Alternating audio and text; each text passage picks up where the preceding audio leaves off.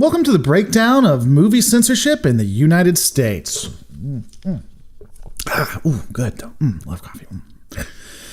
Anyway, my name is James and I will be your host. Let's just get into it.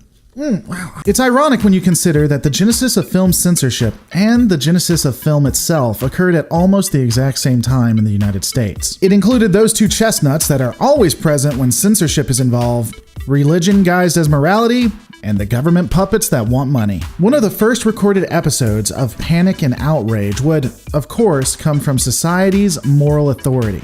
In 1896, William Hayes's The Kiss was released and had 18 seconds of a passionate kiss between a man and a woman. So let's go ahead and take a look at what was written about this movie at a later time.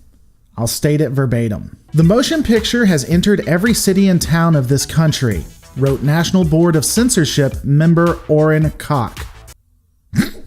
Sorry, he continues. "Many persons now recognize that cultural and moral influence of the movie must be carefully estimated. The intimate and intricate problems of life may be presented quite satisfactory to the adult, but may be dangerous to the uninformed mind of a child." Now look, I will be the first to get mad at a cisgendered white man and cisgendered white female making out. I mean, that stuff is just disgusting. But we don't need to censor it. I mean, thank God we don't do that now. Son of a bitch! Chicago would be the first city to enact movie censorship laws in America. Given the political agenda behind it, the exact justification for the law is murky. While some would claim it was to prevent prize fights, most resources agree that the stated goal is to stop scenes of a morbid and criminal nature. However, what's stated on paper and what happens in practice has always been different. The role of censorship was given to the Chicago police, and according to filmmakers, the censorship not only included anything that was too salacious, but also anything that depicted cops as criminals. Police officers trying to stifle freedom of speech so that they won't get in trouble? That is something never seen in US history.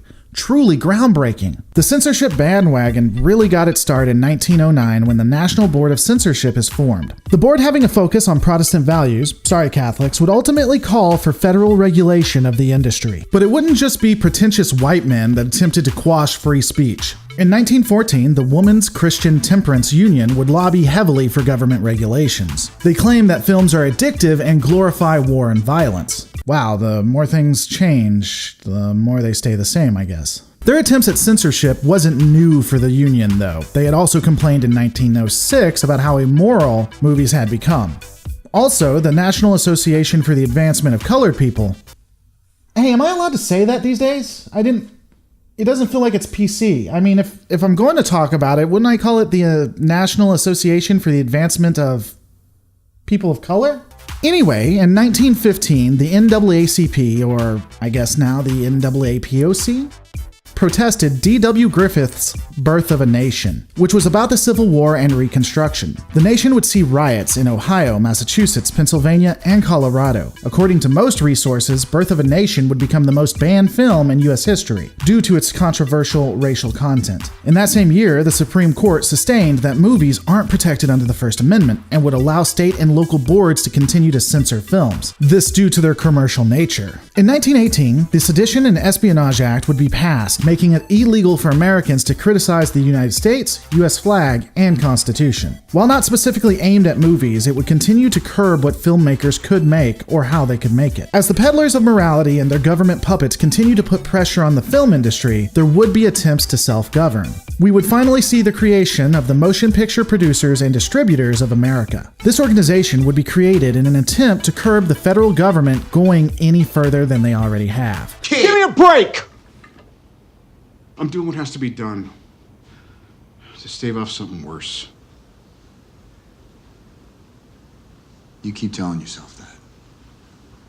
And try to stop something worse, the MPPDA would, by creating a code to maintain social and community values in the production of silent, synchronized, and talking motion pictures in 1930. The shorthand would be called the Hays Code. The Catholic Church would form the Legion of Decency, with an estimated 10 million Catholics signing a pledge to refrain from watching movies in theaters that had quote-unquote objectionable movies. Because when I think paragons of decency, I think Catholic priests. The MPPDA would closely ally with the Catholic Legion of Decency and would wield even more power over filmmakers. In fact, a new entity called the Production Code Authority would enforce the Hays Code, requiring movie production companies to join the PCA and abide by their rules. Any movie production agency that didn't, or didn't get its seal of approval, would face a fine. Luckily, we would slowly begin to see common sense come back into society as the Supreme Court would override the New York Board of Regents in Burstein versus Wilson. The New York Board had found Roberto Rossellini's film quote-unquote sacrilegious. This was overturned and the Supreme Court offered some First Amendment protections to films. Finally seeing a defense from being sued by local and state authorities and figuring out you can monetize sin and make a ton of cash doing it, filmmakers would begin to explore more explicit content, and the MPPDA, now become the MPAA, would review the production code, loosening prohibitions on drug use, abortion, prostitution, and others. Finally, as precedent began to fall in the favor of films and free speech, the Supreme Court would find that sexually explicit content is protected by the First Amendment unless lacking in redeeming social importance in 1957 in the case Roth v. United States. Personally, I disagree with the premise. I mean, what legal explicit content isn't redeeming to society? But that's just me. In 1959, the Supreme Court would also hold that the film Lady Chatterley's Lover has First Amendment protections and that sympathies to adultery is not obscene. And continuing into 1961 and 1965, any attempts at censorship would be beaten back by the appellate court.